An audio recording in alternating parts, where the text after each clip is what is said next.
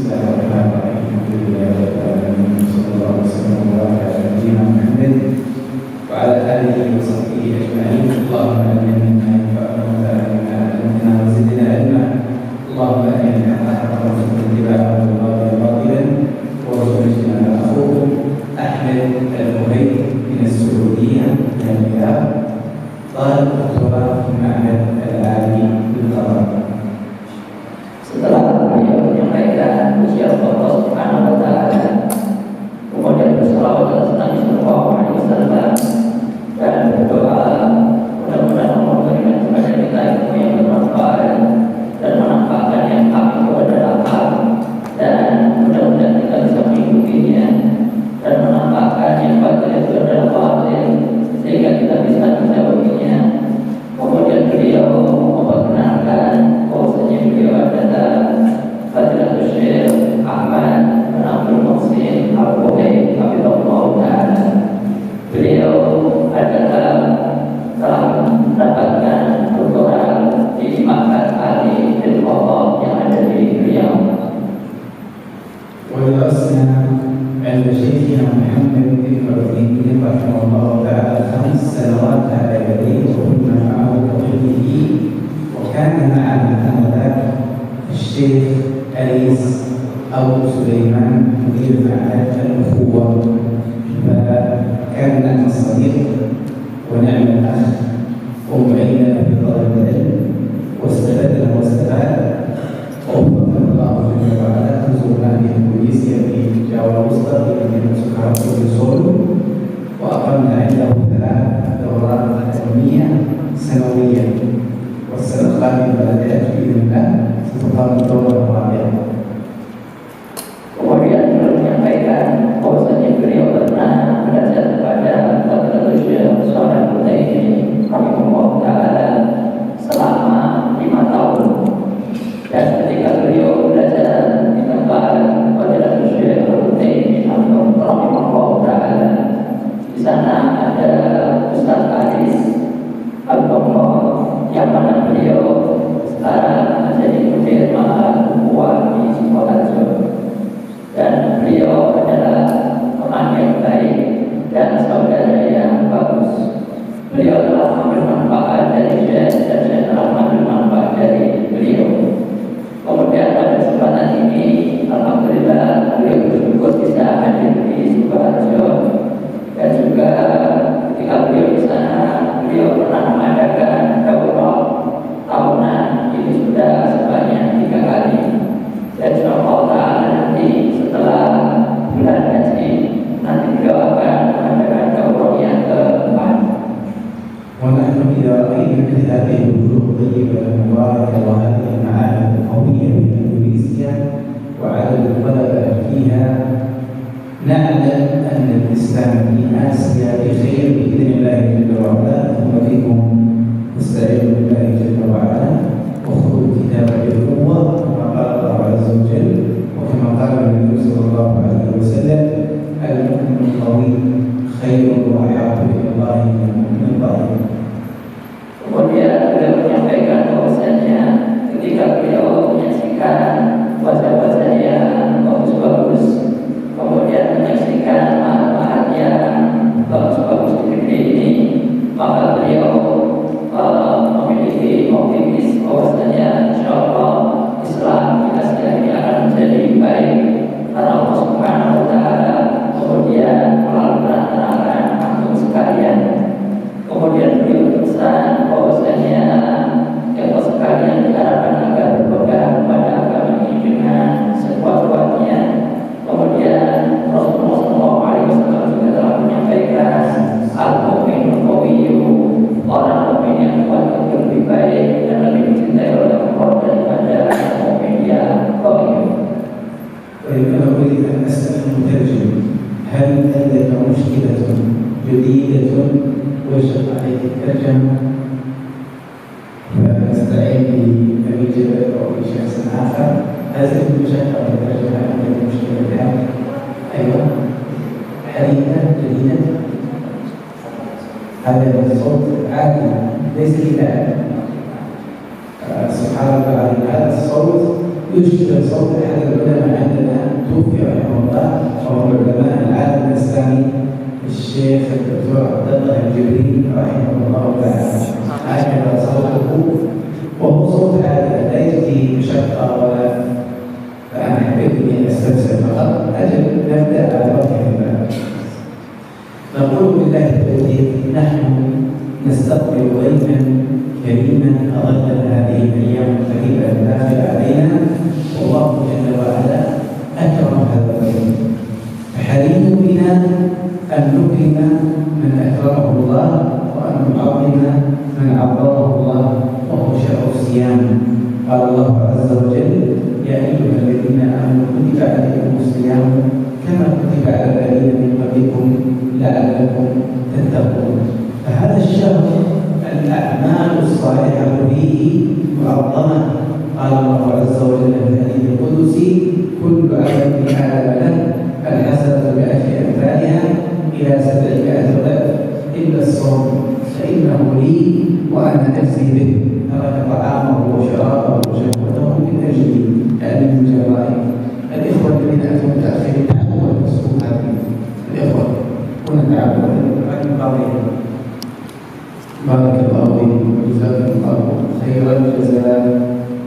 كلما كان الإنسان قريب من الأستاذ يستفيد أكثر، ونحن نقول دائما: استقيموا واعبدوا خلاص وصلتوا الخير. بارك الله فيكم. Beliau menyampaikan bahwasanya pada saat ini kita akan menyambut sebuah tamu yang mulia, yang mana tamu tersebut adalah dimuliakan oleh Allah Subhanahu wa Ta'ala. Maka sepantasnya bagi kita untuk memuliakan apa yang telah dimuliakan oleh Allah Subhanahu wa Ta'ala tersebut. Apa hal tersebut? Yaitu bulan yang mulia, bulan Ramadan. Allah Subhanahu wa Ta'ala berfirman: "Hai orang-orang yang beriman, telah diwajibkan atas kalian berpuasa sebagaimana telah diwajibkan atas orang-orang sebelum kalian.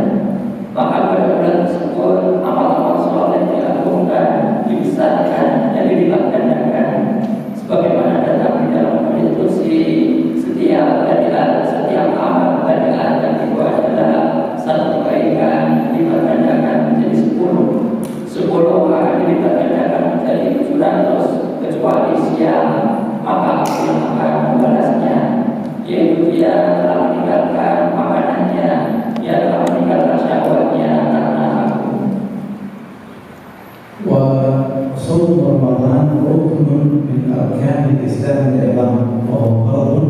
قال الله عز وجل: يا أيها الذين آمنوا كتب عليكم الصيام كما كتب على الذين من قبلكم لعلكم تتقون. وقال النبي صلى الله عليه وسلم: بني الإسلام على 5: شهادة أن لا إله إلا الله وأن محمدا رسول الله، وإقام الصلاة، وإيتاء الزكاة، وصوم رمضان، وحج البيت الحرام. فالصيام ثابت بالكتاب والسنة وإجماع المسلمين.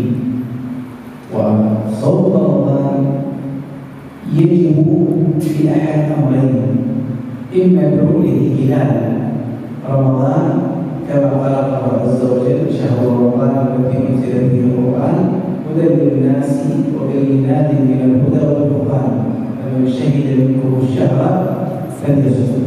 قال النبي صلى الله عليه وسلم: إذا رأيتموه فصوموا، وإذا رأيتموه يعني هلال شوال فأفطروا. الأمر الثاني: يثبت شهر رمضان بإتمام شهر شعبان 30 يوما، ولذلك جاء في الحديث: فإن غم عليكم يعني لم تستطيعوا رؤية رمضان يوجد غيم أو قدر أو حائل، قال: فأكملوا عدة شعبان 30 يوما. وبهذا نعلم أن لكل بلد رؤية خاصة به، كما أن لهم توقيت الزمن اليومي خاص بهم. فإذا دخل وقت صلاة الفجر في أندونيسيا ليس معنى هذا أن أهل مكة يصلون الفجر بنفس التوقيت، فلفارق المسافة فإن لكل بلد رؤية. فكما تختلف التقدير في الزمن اليومي، فلذلك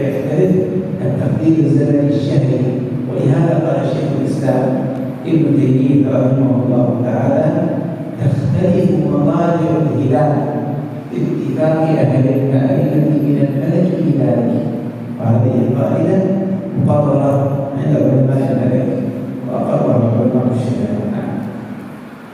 Kemudian beliau menyampaikan bahwasanya puasa Ramadan adalah termasuk di antara rukun Islam yang besar, yaitu hukumnya adalah wajib berdasarkan Allah Subhanahu wa Ta'ala dari ayat Allah yang beriman diwajibkan atas kalian berpuasa sebagaimana telah diwajibkan atas orang-orang sebelum kalian agar kalian menjadi orang yang bertakwa.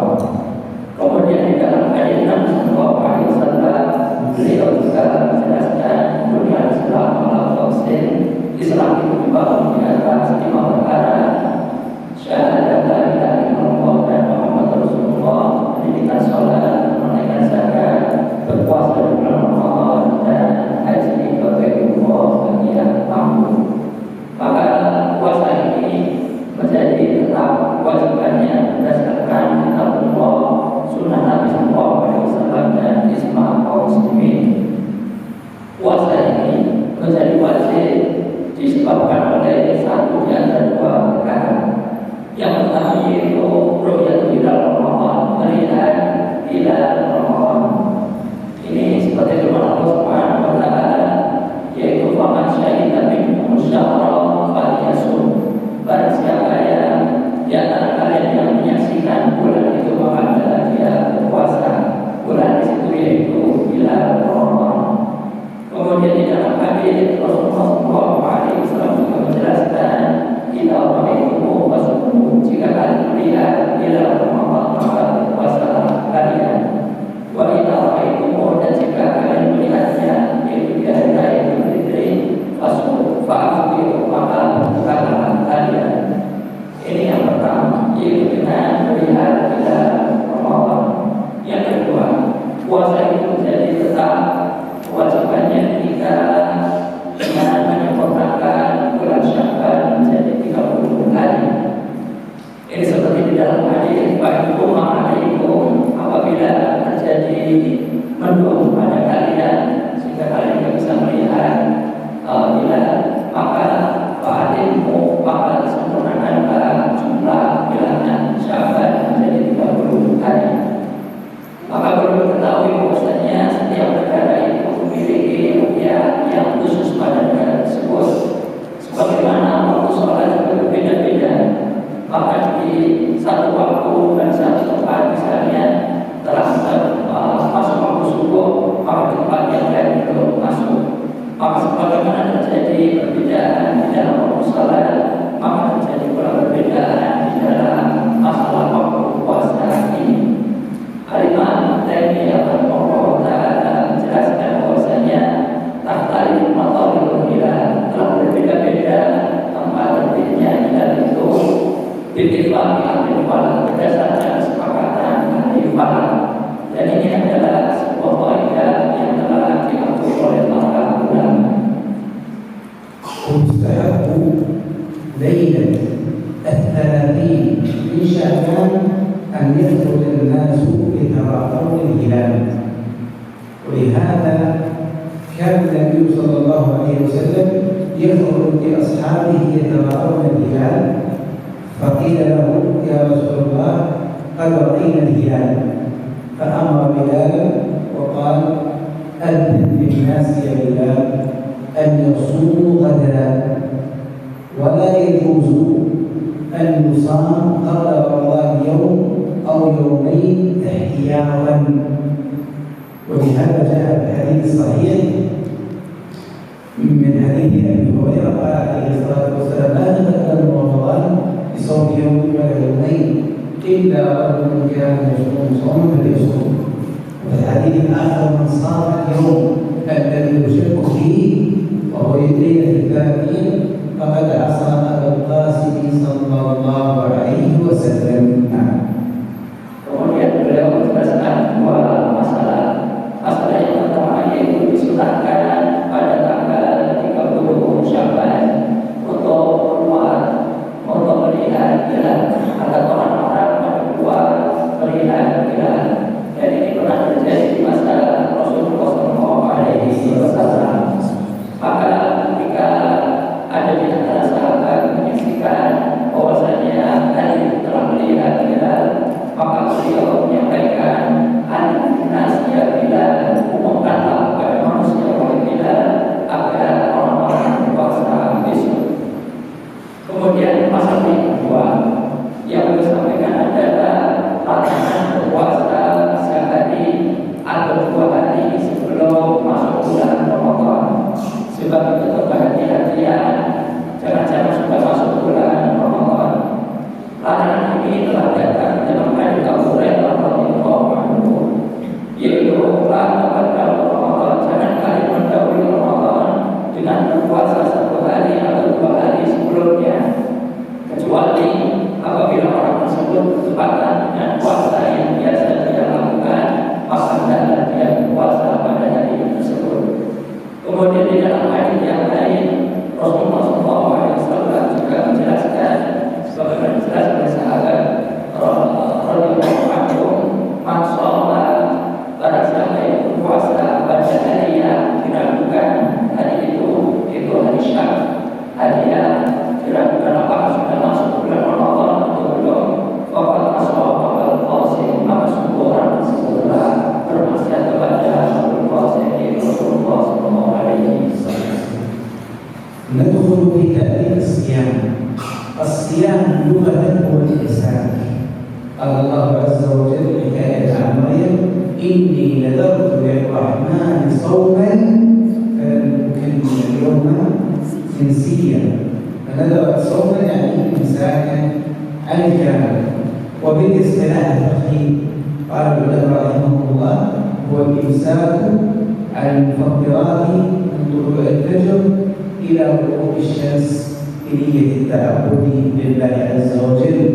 فلو أن إنسانا أمسك عن الطعام والشراب من طلوع الفجر إلى غروب الشمس لأن الطبيب أمره بذلك، هذا ليس بصائم في الاصطلاح الفقهي الذي عرفه الفقهاء رحمهم الله تعالى، لأنه لم يصم تعبدا لله وإنما تضربا. ولو أن إنسانا نام من الفجر إلى غروب الشمس ولم يأكل ولم يشرب، هذا ليس بصائم لأنه لم يصم تعبدا لله وإنما نام. لا بد من تبييت النية بنية التعبد لله جل وعلا، ولذلك جاء في الحديث الصحيح: لا صيام لمن لم يبيته من الليل. لا صيام لمن لم يبيته أي الجبل. ما هو الحديث؟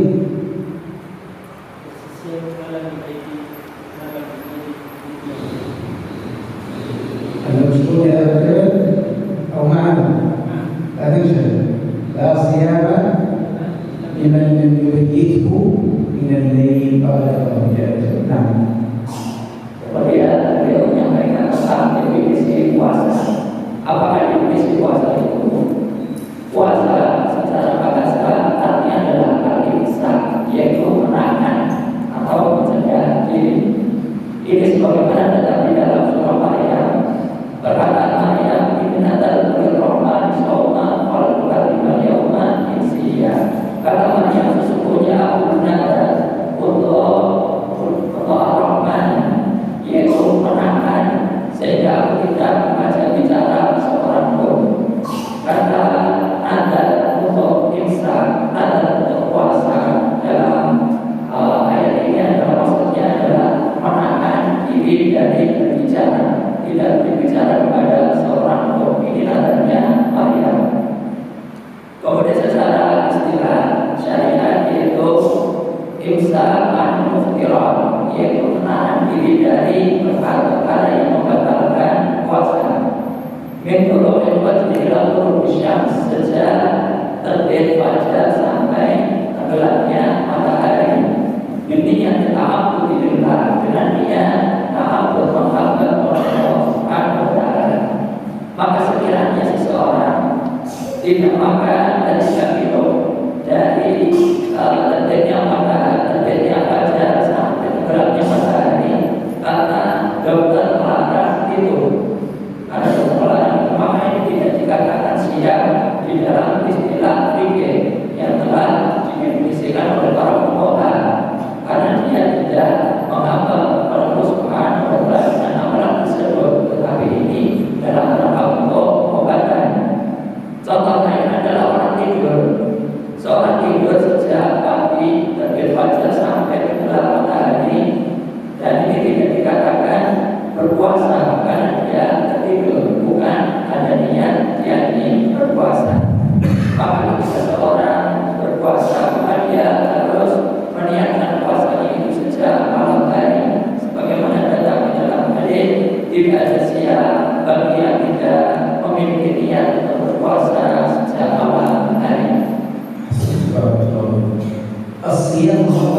الله منها أن الناس إذا لم يفطروا مع غروب الشمس إلى ما قبل العشاء فإنه يجب عليه أن يواصل اليوم الثاني من أول الإسلام.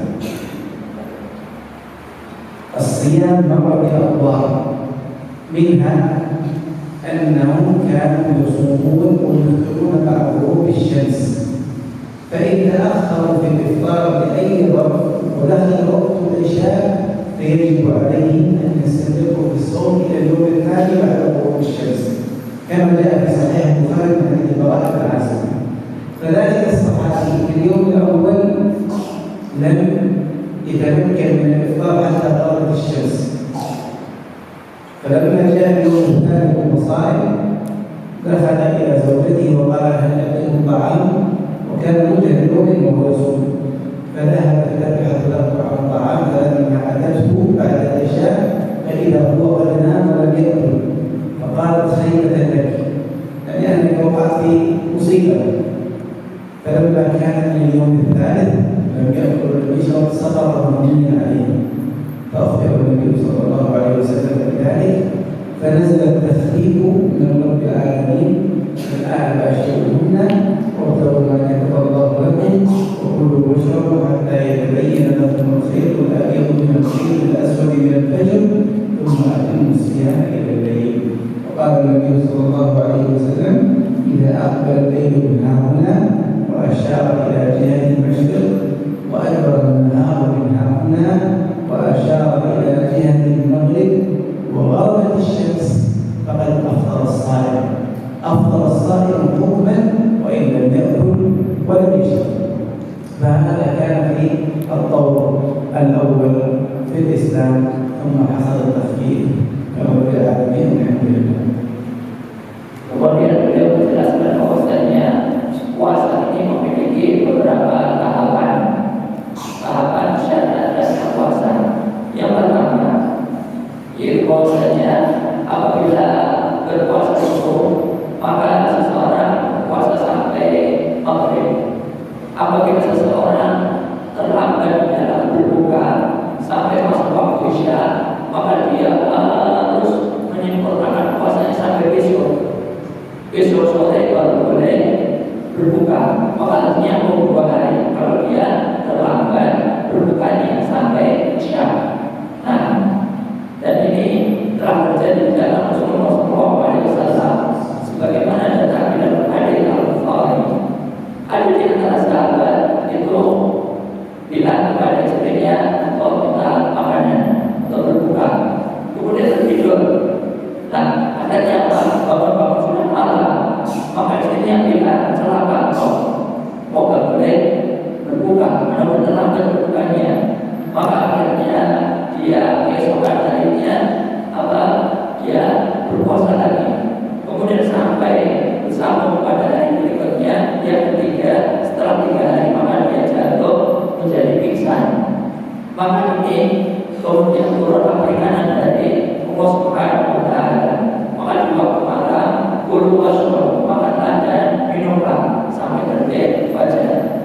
Nah, kemudian kita ada yang lain menjelaskan bahwasanya apabila matahari telah tenggelam maka orang tersebut telah dihukumi sebagai orang yang berbuka meskipun dia belum makan. وإذا سئلت على من يجب الصوم فقل على من اجتمعت فيه 6 أوصاف: أن يكون مسلما بالغا عاقلا قادرا مقيما خاليا من الموانع. ونذكر مثال على كل واحدة حتى يتضح المعنى. أن يكون مسلما، وضد المسلم الكافر، فالكافر لا يجب عليه الصيام حتى يسلم، ولو صار نقول لا يؤمر بالصيام الكافر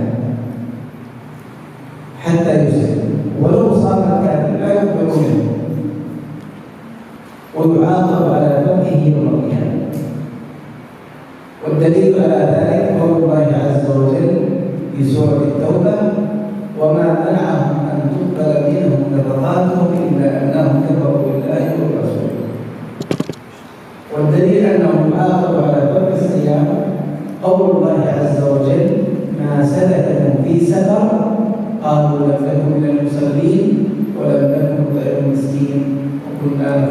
الخائضين وكنا نكذب بيوم الدين. فالكافر يعاقب على تركه لوقوع الشريعة. الثاني أن يكون بالغا وضد البالغ الصغير، فالصغير لا يجب عليه الصوم لأنه مرفوع عنه قلم. قال عليه الصلاة والسلام: رفع القلم عن ثلاثة وذكر منها الصغير حتى يكبر، وفي رواية حتى يبلغ. ويعرف بلوغ الصغير بواحدة من ثلاثة أشياء تذكر، وهو إنبات شعر العانة، أو نزول المني بشهوة، أو إتمام 15 سنة. وتزيد المرأة وصفا رابعا وهو نزول دم الحيض. فإذا حصل أحد هذه الأمور فإنه يعتبر بالغا ويجب عليه الصوم ويأثم بتركه. فلو أنها كانت حاضر ولها 11 سنة فهي بالغ ويجب عليها الصوم وتأثم بتركه، ويجب على الوالدين أن يعلموا أبنائهم أحكام الصيام. كان الصحابة رضوان الله تعالى عليهم يعودوا أبنائهم الصيام قبل البلوغ، فإذا بكى من الجوع فأعطوه بركة يتلهى فيها حتى تغرب الشمس ويفطر. والصغير إذا صام فإنه يثاب على صيامه ويؤجر عليه. الثالث هو المجنون، والمجنون العاقل ضده المجنون. المجنون لا يجب عليه الصيام لأنه مرفوع عنه قلم. قال عليه الصلاة والسلام: رفع القلم عن ثلاثة وذكر منها المجنون حتى يعقل، وفي رواية يفيق. والمجنون إذا صام لا يثاب على الصيام، وذلك لأن المجنون ليس عنده احتساب وليس عنده نية وليس عنده أهلية، ولذلك جاء في الحديث الصحيح: إنما الأعمال بالنيات. قال النبي صلى الله عليه وسلم: من صام رمضان إيمانا واحتسابا.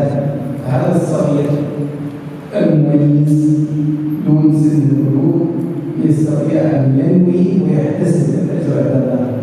أما المجنون فليس عنده نية وليس عنده احتساب الأجر عند الله جل وعلا، فظهر الفرق بينهما بفضل Beliau menyampaikan pada siapakah puasa itu menjadi wajib, maka puasa ini diwajibkan kepada orang yang memiliki 6 syarat. Perhatikan 6 syarat.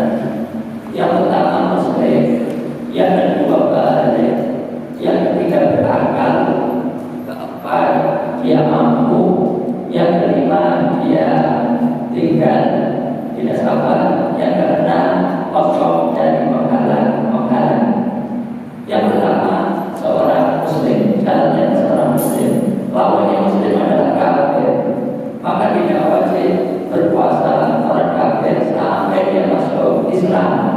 Sekiranya orang kafir yang berpuasa maka tidak diterima puasanya sampai masuk Islam. Dan orang kafir tadi dia akan sisa Allah Subhanahu wa taala disebabkan karena orang tadi meninggalkan kewajiban tersebut.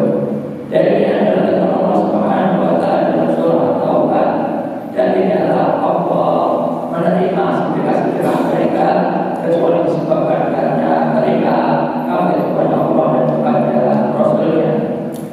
Kemudian dari yang lain yaitu karena Allah Subhanahu wa taala masalah bisa apa yang menyebabkan kamu dalam siapa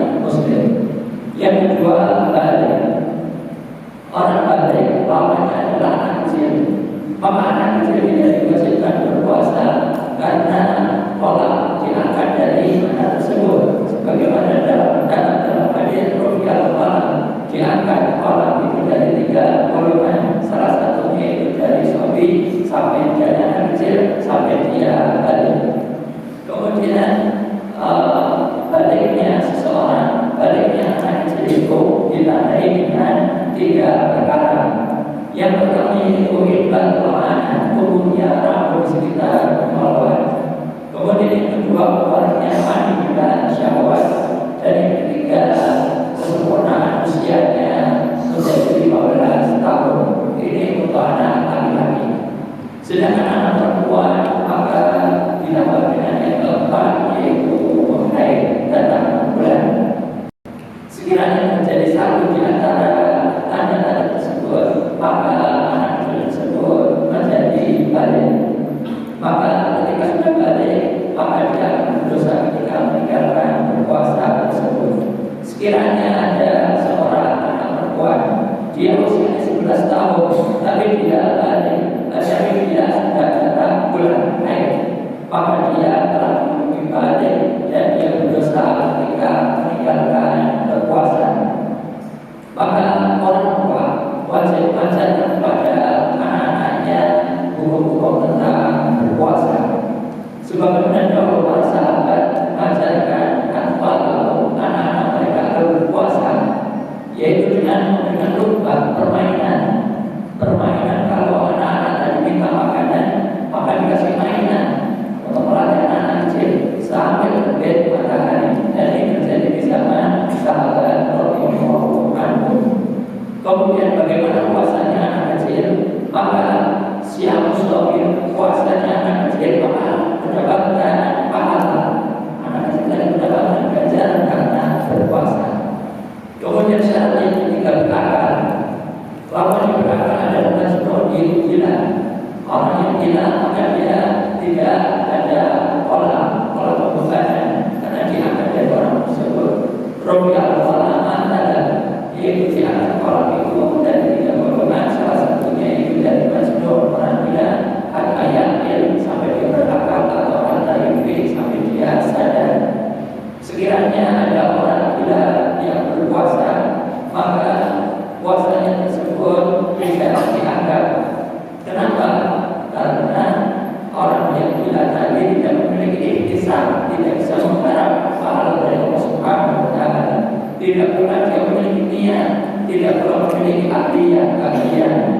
Ini sebagaimana datang di dalam hadis Nabi Sallallahu Alaihi Wasallam, innamal a'malu binniyat. Kemudian di dalam hadis yang lain, man shoma Ramadan imanan wa ihtisaban, barang siapa yang puasa Ramadan dengan dasar keimanan dan ihtisaban mengharap pahala dari Allah, maka dia akan diampuni dosa-dosanya yang lalu. Maka di sini dibedakan antara shogir mayas, anak kecil yang habis, dengan majnun, dengan orang yang gila. Kalau anak kecil yang mayas, yang habis, maka dia bisa memiliki niat, yaitu ihtisabul ajr bisa. Tapi kalau majnun maka tidak punya niat dan tidak bisa ihtisabul ajr.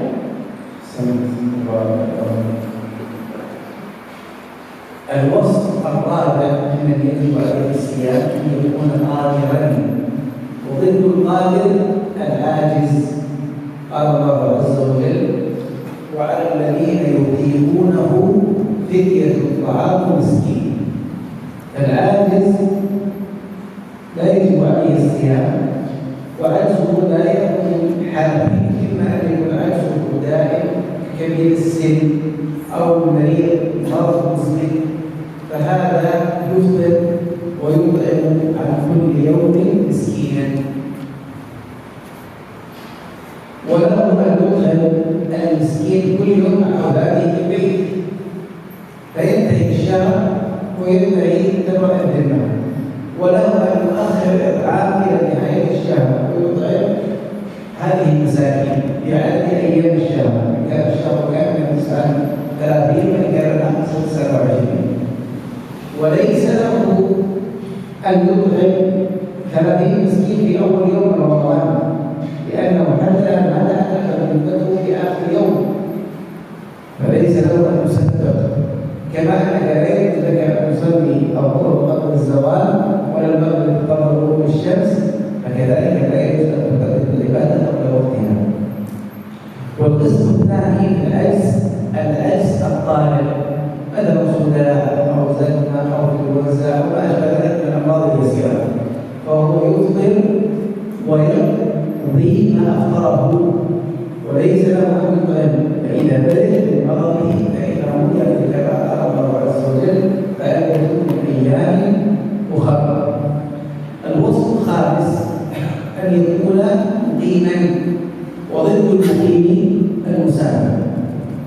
فالمسافر قال الله عز وجل فمن كان منكم مريضا أو على سفر فعدة من أيام أخرى، فيفطر ويقضي أياما أخرى غير التي قضاها.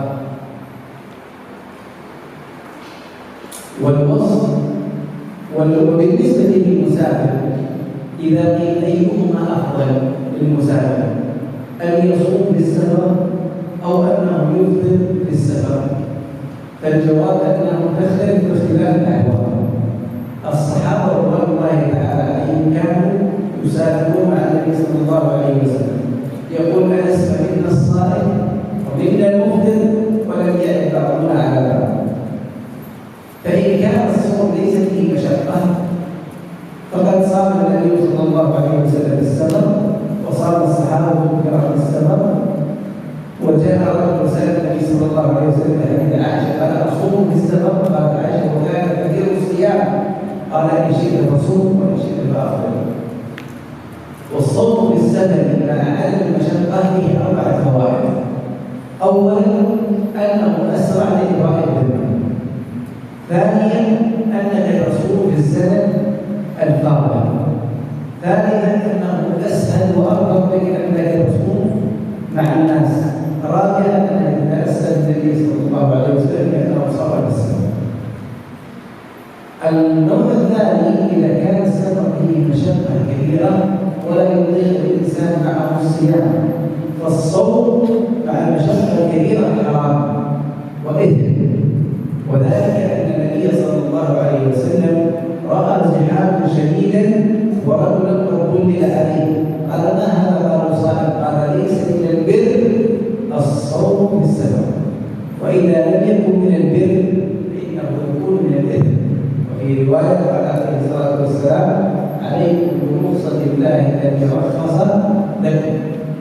وصار الصحابة مع النبي صلى الله عليه وسلم في سفر واشتد عليهم الجوع والعطش، فوافق النبي صلى الله عليه وسلم في ذلك، فأخذ قدح من ماء وشربه على ناقته بعد العصر، فأفطر الصحابة. وبعض الناس استمر صائما، قال لم يبقى على المغرب إلا شيء قليل، فقيل يا رسول الله إن بعض الناس قد صام مع المشقة، فقال عليه الصلاة والسلام أولئك العصاة أولئك العصاة. فهذا الصوم في السفر لا يجب هذه الحالة. الوصف السادس والأخير وهو الخلو من الموانع، وهو خاص بالنساء وهن الحيض أو النفساء. قال النبي صلى الله عليه وسلم أليس إذا حاضت المرأة لم تصلي ولم تصم مقدر ذلك عليه الصلاة والسلام. فالمرأة الحائض لا يجب عليها الصيام بالإجماع، والمرأة الحائض لو صامت وهي حائض لا يصح منها الصيام بالإجماع، والمرأة الحائض إذا طهرت يجب عليها القضاء بالإجماع. هذه 3 إجماعات في حق المرأة الحائض. ويبقى مسألة أخيرة kemudian beliau menyampaikan syarat yang keempat, yaitu qadir, orang tadi mampu. Lawannya mampu adalah orang yang tidak mampu. Ini sebagaimana dalam Allah Subhanahu wa Ta'ala, qala alladziina yunfiquna amwalahum ri'a'an miskin, bagi orang yang tidak mampu makannya bayar dia dengan memberi makan kepada orang miskin. Maka orang yang tidak mampu ada 2 keadaan.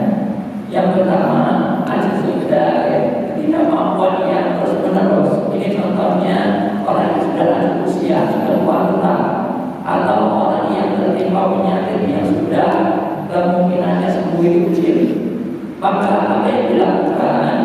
Dia tidak berpuasa, tetapi dia memberikan makan kepada orang miskin setiap hari. Nah, caranya memberi makan gimana? Boleh memberikan makan tiap hari. Kemudian cara yang kedua yaitu memberikannya nanti di akhir bulan Ramadan. Nah, sesuai dengan tadi dia tidak berpuasa, tetapi di sini ada catatan penting, gak boleh dia mendahulukan bayar dulu. Itu gak boleh dia memberikan makan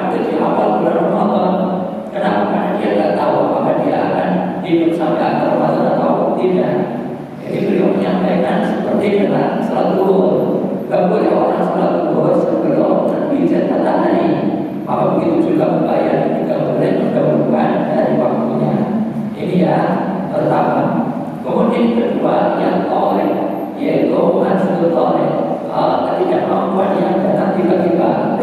Ya, misalnya sakitnya terlalu parah badan seperti pusing atau yang lainnya, maka dia berpuasa, maka dia tidak berpuasa ini berbuka, tetapi dia mengqadha puasanya dan tidak boleh baginya untuk menggantinya dengan fidyah, dimakan pada orang miskin tidak boleh. Nah, ini seperti didapat oleh Allah Taala, fa'in dan beberapa hari dari hari-hari yang lain yang mana dia tidak berpuasa. Kemudian yang kelima ini mungkin orang tadi tidak dalam keadaan sabar, lawannya mungkin adalah musafir. Ini seperti dalam firman Allah Taala, "Maka minkum maridan," siapa di antara kalian yang puasa kalau dia dalam keadaan sabar, fa'in dan berkaya, maka dia berpuasa sejumlah hari yang lain yang mana dia tidak berpuasa di hari tersebut. Bagaimana orang yang musafir, yuftir wa yaqdi, dia iftar, dia tidak berpuasa tetapi dia berqadha. Nah, sekarang muncul soal pertanyaan, mana yang lebih afdal? Apakah orang yang sabar itu berbuka ataukah dia tetap berpuasa? Maka ini berbeda, jawabannya adalah berbeda-beda sesuai dengan keadaan orang yang sabar tadi. Yang pertama yaitu orang yang dalam sabar tersebut pada masa sahabat Rasulullah SAW pernah terjadi, yaitu para sahabat ada yang shohim, ada yang muftirun. Sahabat-sahabat ada yang berpuasa, ada yang yaitu gak berpuasa. Ini bersama Nabi SAW. Maka orang yang as-shohim al-muftir, maka orang yang berpuasa dia tidak mencela orang yang berbuka, yang berbuka pun dia tidak mencela yang berpuasa.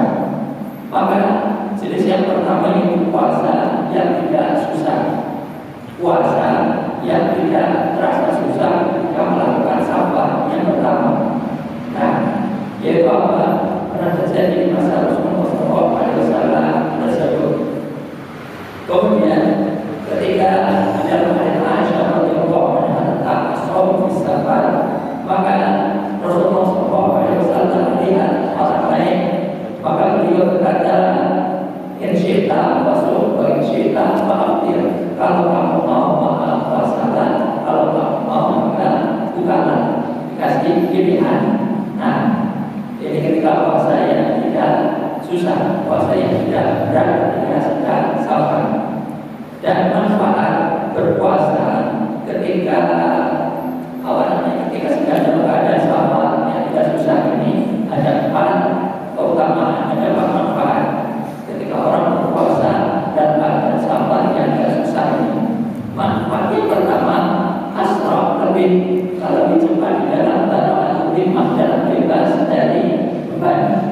Jadi dia segera melepaskan tugas, yaitu tugas apa? Berpuasa. Maka dia lebih cepat untuk membebaskan diri dari beban berpuasa. Yang kedua, anak usaha bisa manfaat dan orang dari puasa di waktu yang mulia, ada di waktu Ramadan, bulan yang mulia. Yang ketiga, asal, lebih mudah, lebih ringan, karena dia berpuasanya panas bersama dengan orang-orang, maka jadi lebih enteng. Yang keempat, ini pernah dilakukan oleh Nabi SAW dan para sahabat. Kemudian yang kedua, keadaan orang yang berpuasa adalah, kalau tadi yang pertama sabar yang agak susah untuk berpuasa, yang kedua sabar yang kalau puasa itu susah banget, berat. Maka bagaimana hukumnya? Hukum puasa pada saat itu adalah haram. Orang yang berpuasa berdosa. Apa dalilnya? Yaitu puasanya Nabi SAW pernah melihat Rasulullah pernah bersihat, yaitu sebuah besar-besaran, di mana itu kemudian besar-besaran itu ada orang yang berbilang ini orang sedang dipayungi oleh orang-orang lain. Maka ketika itu beliau bersabda, "Laisa minal birri asyam as-sabar," bukan termasuk kebaikan berpuasa dan keadaan sabar. Lawan yang birri Allah dosa. Nah, maka daripada seperti itu orang tak boleh berpuasa.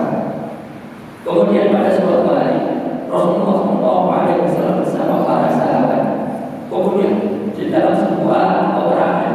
Kemudian di saat itu orang-orang pada merasa kehausan yang amat sangat sedang dalam keadaan berpuasa. Maka Rasulullah SAW anggota pernikahan beliau mengambil sebuah wadah, gelas barangkali sebuah wadah air, tempat air.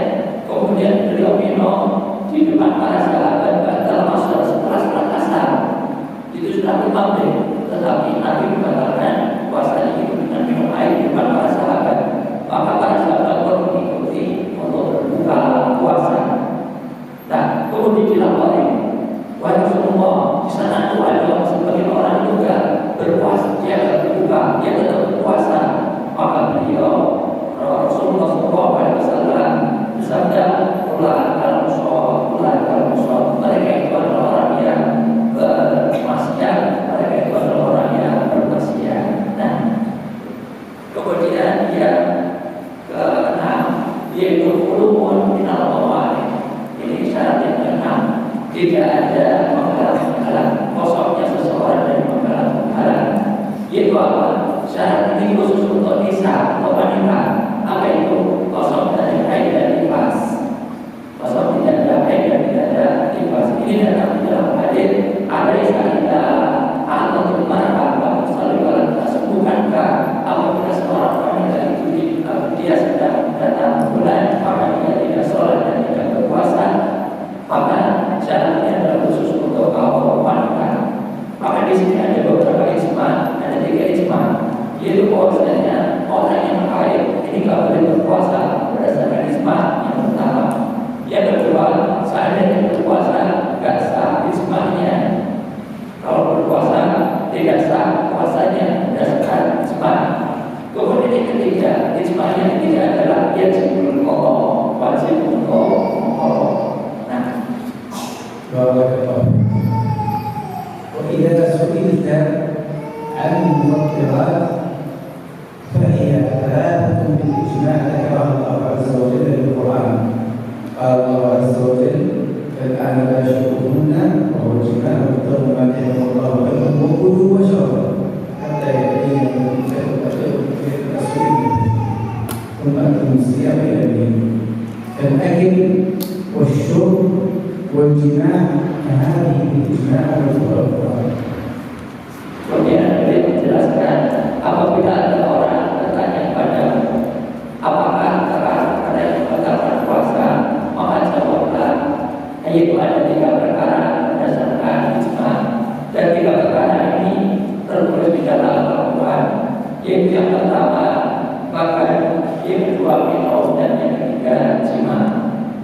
وألحق العلماء بالجماع العادة السرية، وبعض العلماء ألحق بالطعام والشراب الإبر المغذية إذا كان يتغذى منها جسم الإنسان، وألحق العلماء أيضا بالأمور التي تفضل إذا استنشق الإنسان وبالغ في الاستنشاق ودخل الماء في جوفه، ولهذا جاء في حديث مكين بن صدرة قال عليه الصلاة والسلام: وبالغ في الاستنشاق إلا أن تكون صائما، وأما قطرة العين فإنها لا تفطر، لأن المنفذ حتى ولو ولد طعمها كحاجة، لأن منفذ العين منفذ غير معتاد، والإبر الغير مغذية في العظم وما أشبه ذلك فإنها أيضا لا تفطر، وتحليل الدم اليسير فإنه لا يفطر.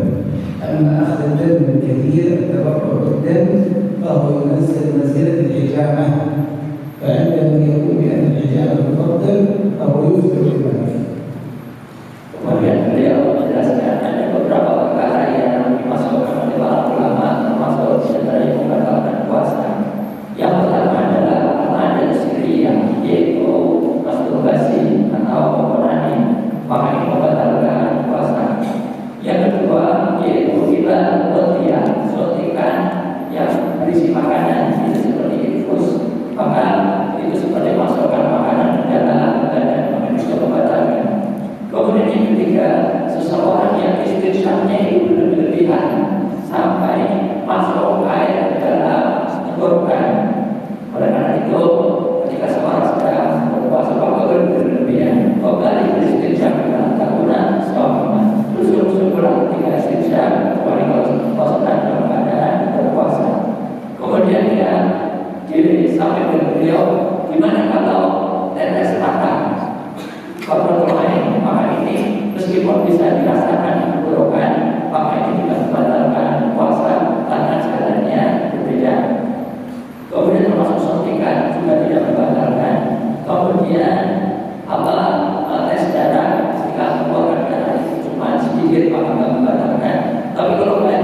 maka ini membatalkan. Ini seperti hijama, yaitu berbekam karena mengeluarkan darah banyak, maka ini membatalkan puasa.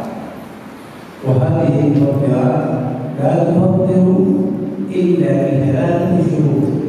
الأول أن يكون عالما، والثاني أن يكون بالغا، والثالث أن يكون متعمدا.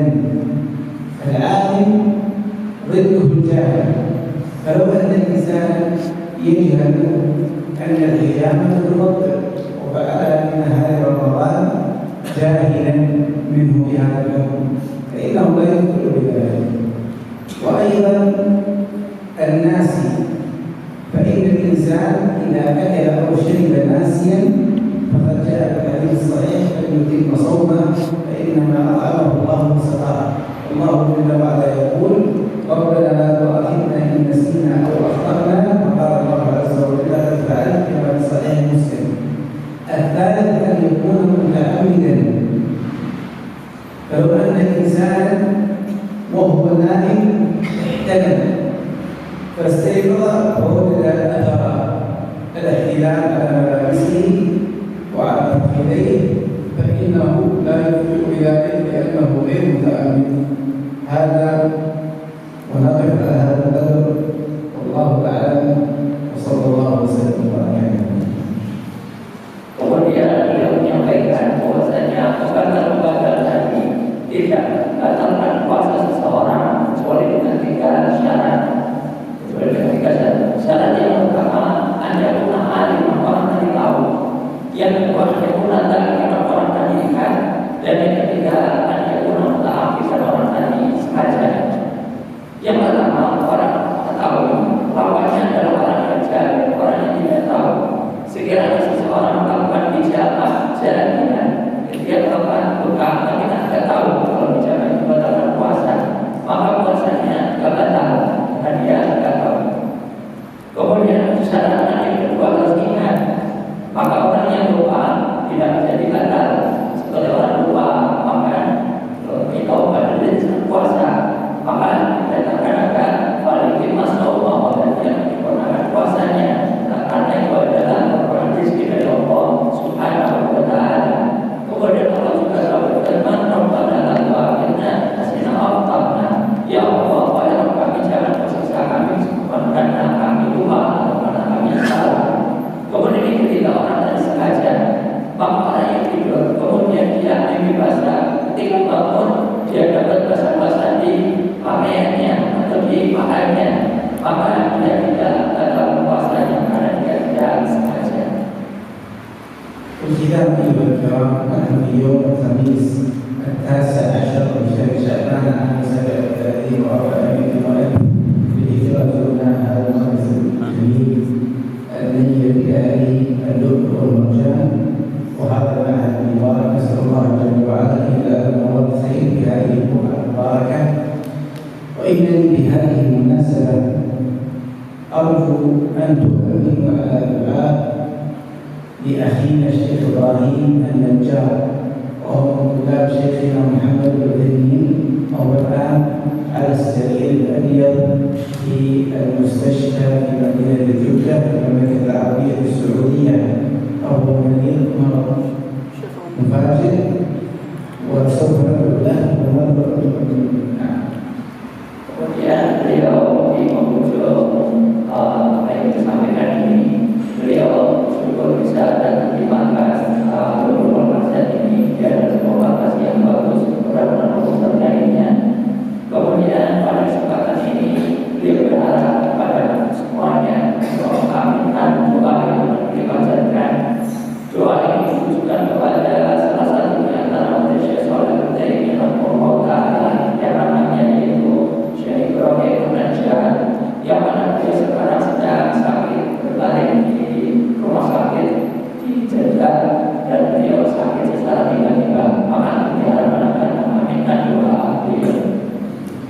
اللهم رب الناس أهل البأس واشف أنت الشافي لا شفاء إلا شفاء شفاء لا يغادر سقما بتربة أرضنا يشفى سقيمنا بأجل ربنا. اللهم رب الناس أهل البأس واشف أنت الشافي لا شفاء إلا شفاء لا يغادر سقما. نسأل الله العظيم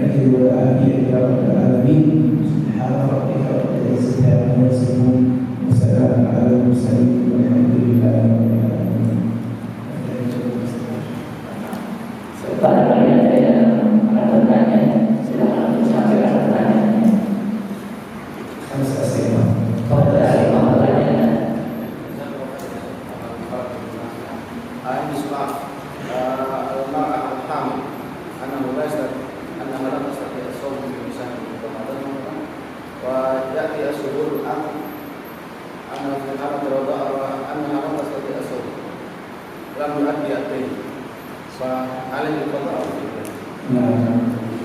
السؤال يقول المرأة الحامل لا تستطيع الصوم خوفا على جنينها، ثم بعد الولادة تنشغل بالرضاعة فلا تستطيع الصوم، وربما يأتي رمضان الآخر وهي تصوم عليها من رمضان الماضي، فالمرأة الحامل معذورة سواء خافت على نفسها أو خافت على جنينها، وكذلك المرأة الرضع فإنها معذورة سواء خافت على نفسها شق عليها أو على طفلها، فهي تفطر وتقضي ما أفطرته من أيام.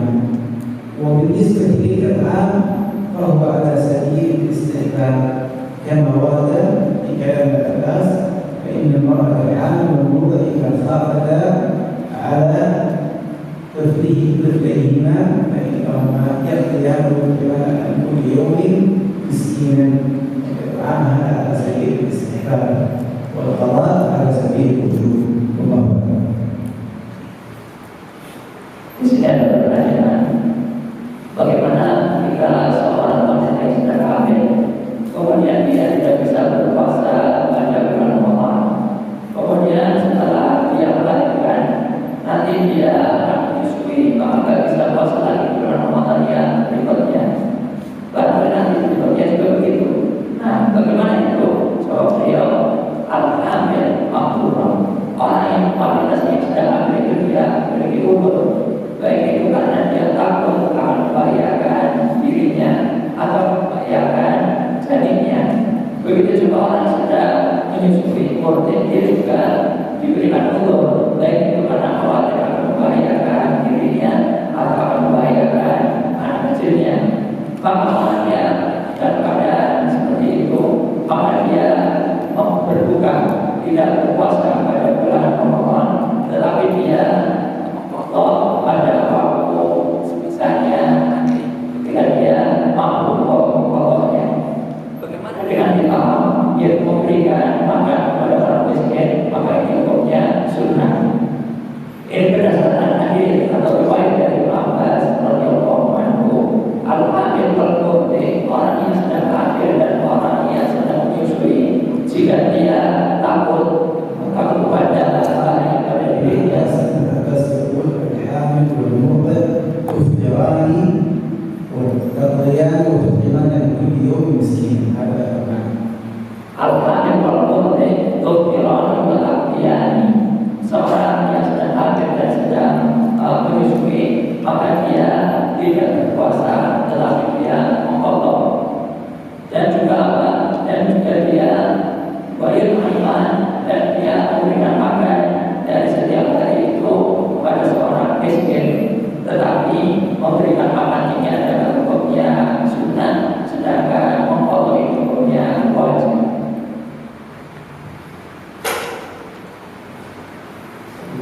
Ada pertanyaan lain? Silakan dimanfaatkan kesempatan untuk bertanya. Masalah yang sering terjadi di daerah perkampungan pedesaan itu, orang-orang yang sudah berumur sekitar 40 atau 45 tahun ke atas, mereka sudah kecanduan rokok. Jadi untuk meninggalkan puasa itu mereka kadang bisa meninggalkan makan, tapi tidak bisa meninggalkan rokok. Itu gimana kita menghukuminya?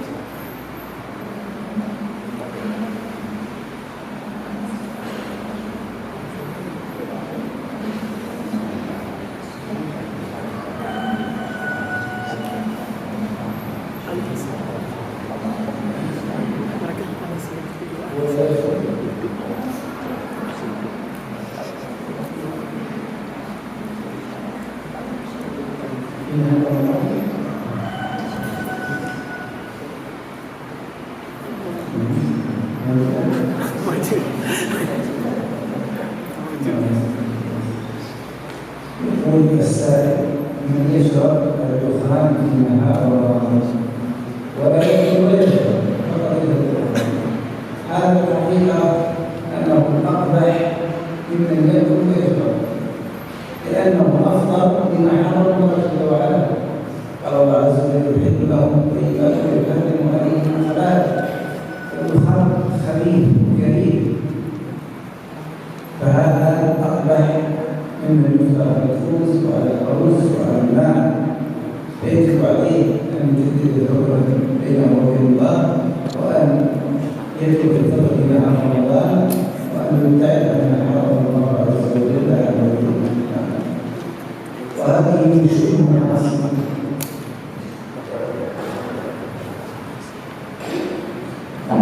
Beliau ditanya bagaimana ketika seseorang yang bisa meninggalkan makan, bisa meninggalkan minum, tetapi tidak bisa meninggalkan merokok.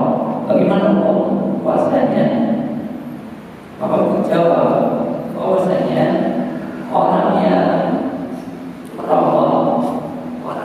merokok pada saat puasa itu adalah lebih jelek daripada orang yang makan dan orang yang minum. Kenapa demikian? Karena dia telah berdosa, dia telah memakan atau dia berdosa sesuatu yang dia telah membatalkan puasa itu dengan sesuatu yang diharapkan oleh Allah Subhanahu wa Ta'ala. Karena dia telah membatalkan puasanya itu dengan sesuatu yang diharapkan oleh Allah Subhanahu wa Ta'ala. Dan Allah telah menjelaskan bahwasanya telah dihalalkan yang baik dan diharamkan jelek-jelek atau yang buruk-buruk. Maka kewajiban orang tersebut adalah hendaknya dia bertaubat kepada Allah Subhanahu wa Ta'ala dan meninggalkan perbuatan tersebut.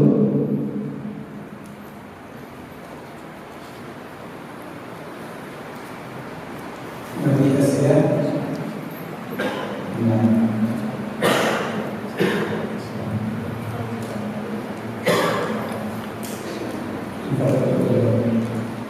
السائل يقول إذا خرج الدم من اللثة هل يفطر أو لا؟ الجواب أنه لا يملأه ولا يفطر. ومثله النخامة، والنخامة هي إما أن تخرج من الرأس من الدماغ تسمى النخاعة، وإما أن تخرج من الصدر وتسمى النخامة. فإذا وصلت إلى الحلق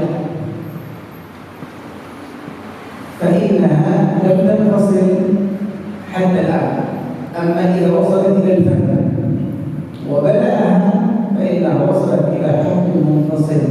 ولهذا قال الفقهاء رحمهم الله تعالى: ويحرم بلع النخامة ويفطر بها. يحرم لأنها جراثيم بكتيريا، ويفطر بها لأنها أتت إلى حكم منفصل وصلت إلى الفم وابتلعها. فالفطر يكون بالأمر المباح كمن يشرب متأملا في نهار رمضان الماء وهو صائم، وكمن يشرب أو يأكل لحم الخنزير في نهار رمضان فهو أيضا يفطر. وكذلك إذا أكل أو شرب فلا فائدة منه، كمن أخذ الحصاد وابتلعها في نهار رمضان متأمل فإنه يفطر بها.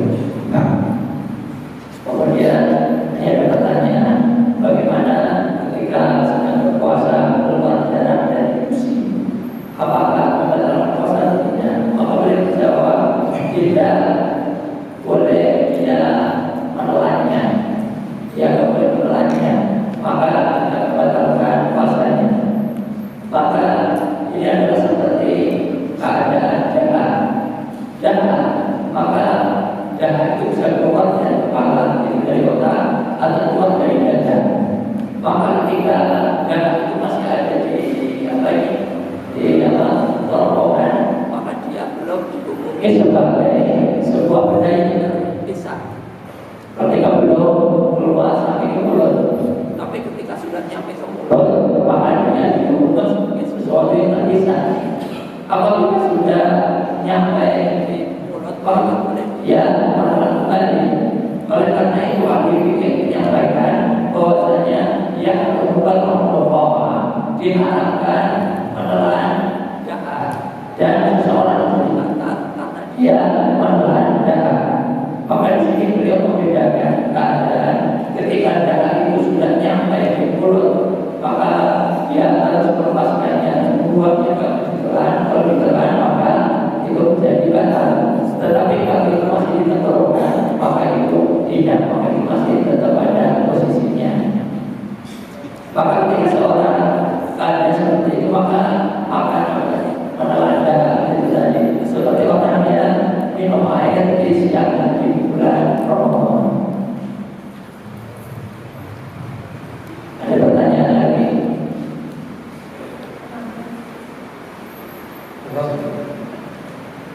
Kali alhamdulillah mungkin ada informasi dengan Allah banyak di Ramadan nanti dalam عليه القضاء فقط. متى القضاء إذا يأتي شهر رمضان الآتي؟ نعم. يعني رمضان متكررين لم تصوم. عليها أن تقضي رمضانين. واضح؟ نعم.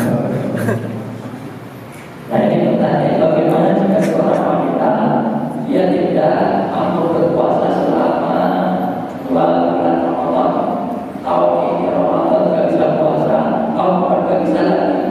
Nah, maka bagaimana keadaannya? Bagaimana dia mewajibkan atas wanita tersebut? Maka dia wajib untuk memfoto selama 2 Ramadan itu. Memfoto selama 2 Ramadan itu 2 bulan Ramadan. Nah, ada lagi yang lain? Iya.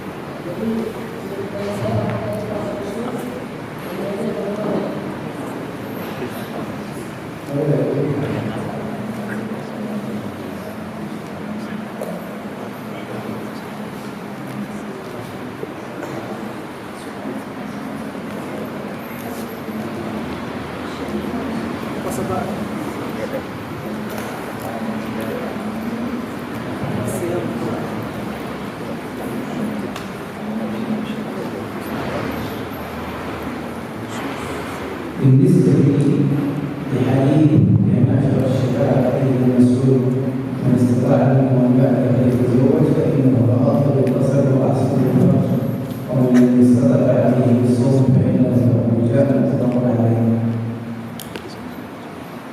الصوم هنا صوم النافلة، وصوم النافلة يجوز بنية النهار. كان النبي صلى الله عليه وسلم يخطب على أزواجه ويقول هل عندكم طعام؟ فتقول لا فيقول إلا صائم، بشرط أنه يخرج بشرط الفجر، ولكن نيته تبدأ من وقت نية الصيام، فإذا نوى من الليل كتب له صوم اليوم كامل، وإذا نوى من الضحى من النهار فإنه تبدأ بنيته. نعم. أما صيام الفرض لا بد أن يبينه من الليل الفرض. نعم. Yaitu tentang hadis wahai para pemuda, para siapa yang mau bertobat maka adanya dia berikan karena itu bisa menentukan pandangan dan menjaga hati. Para siapa yang belum maka adanya dia berpuasa karena itu adalah merupakan kesadaran dia dari dalam maksudnya. Kemudian pertanyaannya, apakah ada puasa khusus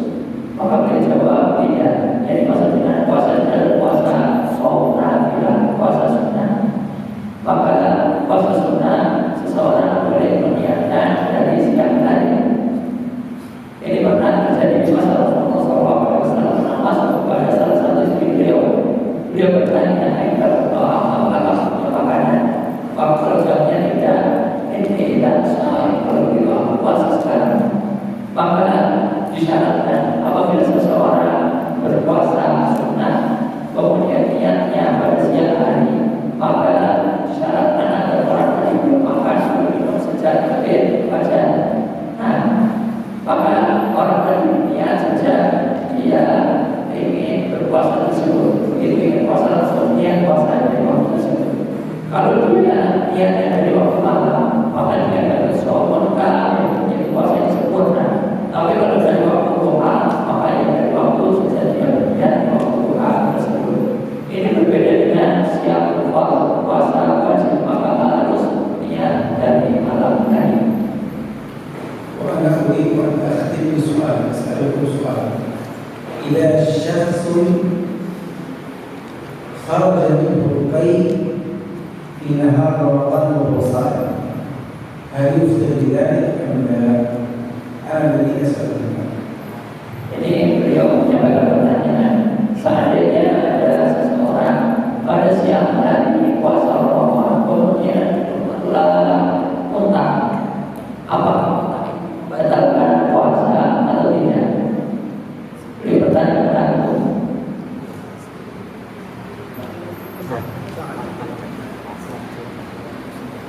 الذي يقول نعم خطأ والذي يقول لا خطأ. Yang jawab ya salah jawabannya, yang jawab tidak juga salah jawabannya. الإجابة هي نفسها. Jawabannya rincian.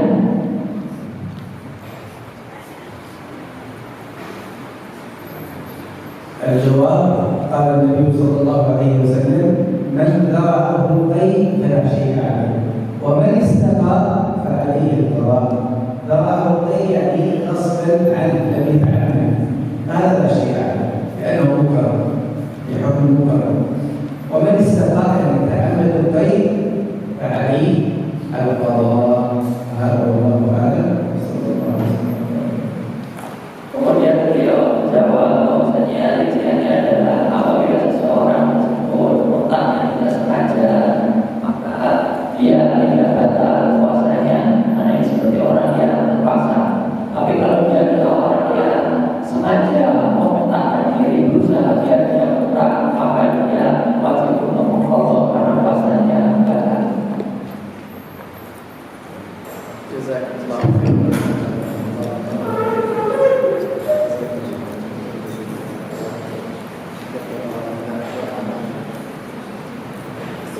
Assalamualaikum warahmatullahi wabarakatuh.